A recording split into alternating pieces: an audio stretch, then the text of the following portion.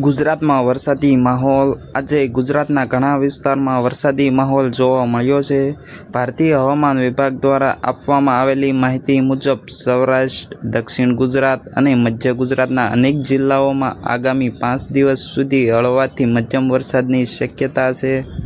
હવામાન વિભાગે આજે દ્વારકા, જામનગર, પોરબંદર, જૂનાગઢ, અમરેલી, ભાવનગર, ગીર સોમનાથ, સુરત, વલસાડ, નવસારી, દાહોદ, છોટાઉદેપુર અને નર્મદા જિલ્લાઓને યલો એલર્ટ જાહેર કર્યું છે. કેટલાક તાલુકાઓમાં ભારે વરસાદ અને ગાજવીજ 40 થી 50 કિમી પ્રતિ કલાકે પવન ફૂંકાવાની શક્યતા વ્યક્ત કરવામાં આવી છે. ગુજરાતમાં ચોમાસું સમય કરતાં વહેલા આવી શકે છે. હવામાન વિભાગે જણાવ્યું છે કે રાજ્યમાં 27 થી 30 મે દરમિયાન ચોમાસું બેસી શકે છે.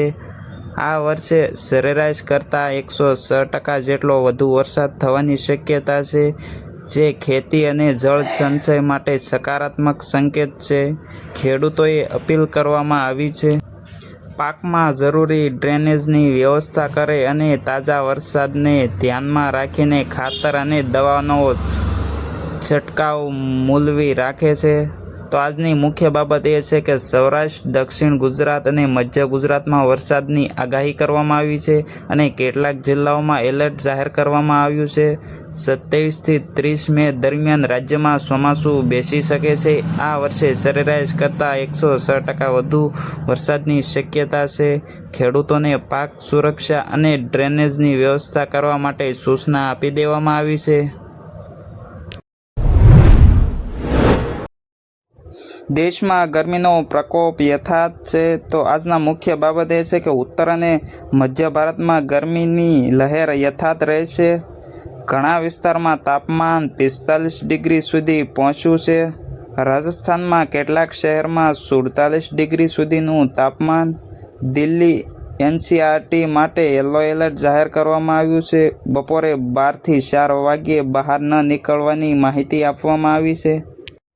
પૂરતી માત્રામાં પાણી પીવું અને સૂર્યપ્રકાશથી બચતું રહેવું. વૃદ્ધો અને બાળકો અને બીમારીથી લોકોને વિશે કાળજી રાખવાની સૂચના.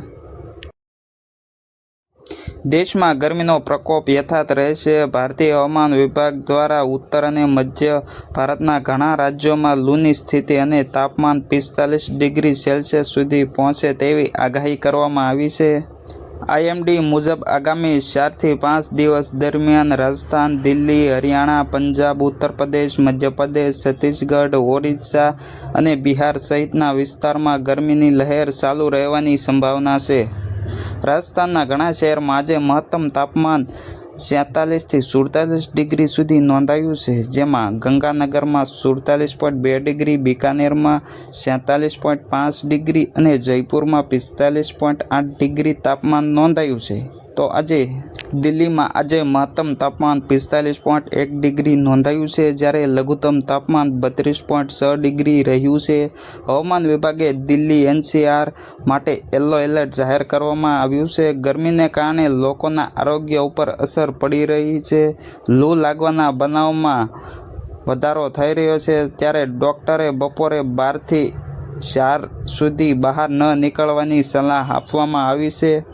IMDએ લોકોને પૂરતી માત્રામાં પાણી પીવા અને હલકા અને કપાસના કપડાં પહેરવા માટે સૂચના અપાઈ છે, જેથી સૂર્યપ્રકાશથી બચવા અને વૃદ્ધો, બાળકો તથા ગંભીર બીમારીઓથી પીડાતા લોકોની ખાસ કાળજી રાખવાની અપીલ કરવામાં આવી છે.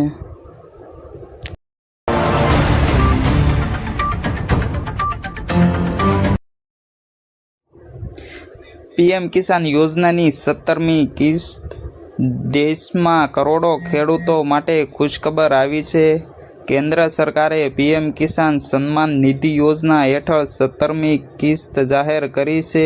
આ કિસ્તનો લાભ લેવા લગભગ 9 કરોડથી વધુ ખેડૂતોને મળી શકે છે. દરેક પાત્ર ખેડૂતોના ખાતામાં 2000 રૂપિયાની રકમ સીધી DBT દ્વારા મોકલવામાં આવે છે.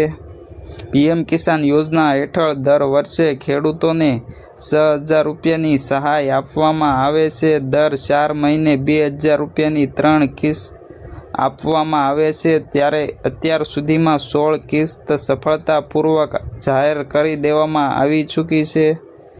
17મી કિસ્તની રકમ 14 એપ્રિલના રોજ વડાપ્રધાન નરેન્દ્ર મોદી દ્વારા બિહારના આયોજિત કાર્યક્રમ દરમિયાન જારી કરી દેવામાં આવી છે. આ કિસ્ત માટે કુલ 20,000 કરોડથી વધુ રકમનો ખર્ચો કરવામાં આવ્યો છે, જેમાં કિસ્તનો લાભ મેળવવા માટેની જરૂરિયાત શરતો છે, જેમાં ખેડૂતોનું ઈ-કેવાયસી પૂર્ણ હોવું જોઈએ, આધાર કાર્ડ બેંક ખાતા સાથે લિંક હોવું જોઈએ અને જમીનના દસ્તાવેજો માન્ય હોવા જોઈએ. જેમણે હજુ સુધી ઈ-કેવાયસી અથવા આધાર લિંક પૂર્ણ નથી કર્યું તેમને આગામી કિસ્ત માટે વિલંબન થઈ શકે છે. ખેડૂતો પોતાના સ્ટેટસ ચેક કરવા માટે પીએમ કિસાન યોજનાની અધિકૃત વેબસાઇટ ઉપર જઈને આ સ્ટેટસ ચેક કરી શકે છે, જેમાં વેબસાઇટ આ મુજબ આપવામાં આવી છે. તેમાં વિકલ્પમાં આધાર નંબર અથવા મોબાઈલ નંબર દાખલ કરીને ચેક કરી શકે છે. ભારતનું ટી-20 વર્લ્ડ કપ માટે એલાન કરી દેવામાં આવ્યું છે.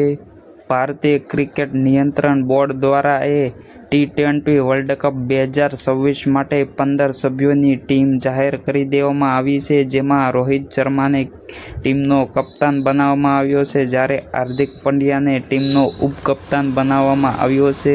ચયન સમિતિએ અનુભવી ખેલાડીઓ અને યુવા પ્રતિભાઓનું સંતુલન જાળવીને ટીમ બનાવવામાં આવી છે.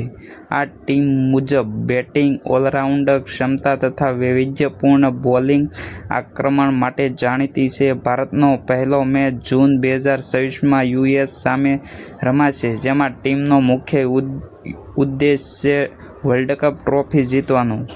જેમાં 15 સભ્યોની ટીમ છે. તેના દરેક સભ્યોના નામ જણાવી દઈએ, જેમાં રોહિત શર્મા છે, હાર્દિક પંડ્યા છે, વિરાટ કોહલી છે, યશસ્વી જયસ્વાલ, શુભમન ગિલ, સૂર્યકુમાર યાદવ, ઋષભ પંત, સંજુ સેમસંગ, શિવમ દુબે, અક્ષર પટેલ, રવિન્દ્ર જાડેજા, વોશિંગ્ટન સુંદર, અર્શદીપ સિંહ, મોહમ્મદ સિરાજ, જસપ્રીત બુમરાહ, કુલદીપ યાદવ.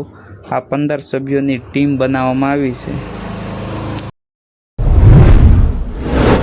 સુપ્રીમ કોર્ટનો મહત્વપૂર્ણ નિર્ણય.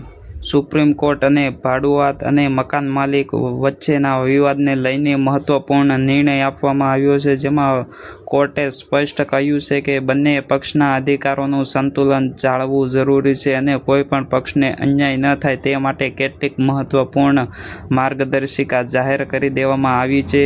કોર્ટે જણાવ્યું કે ભાડુઆતે બિનજરૂરી રીતે બહાર કાઢી શકાશે નહીં અને તેના કાયદાકીય હકોની સુરક્ષા થવી જોઈએ.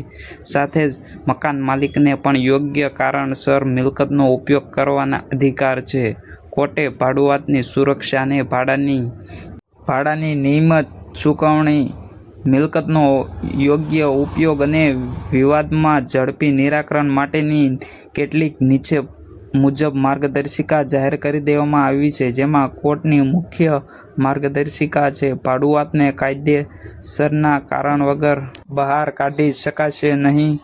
ભાડાની નિયમિત ચૂકવણી કરવી ભાડુઆતની ફરજ રહેશે. મિલકતનો ઉપયોગ કરવામાં દર્શાવ્યા મુજબ જ થવો જોઈએ. બંને પક્ષને પરસ્પર સંવાદ દ્વારા વિવાદ ઉકેલવાનો પ્રયાસ કરવો.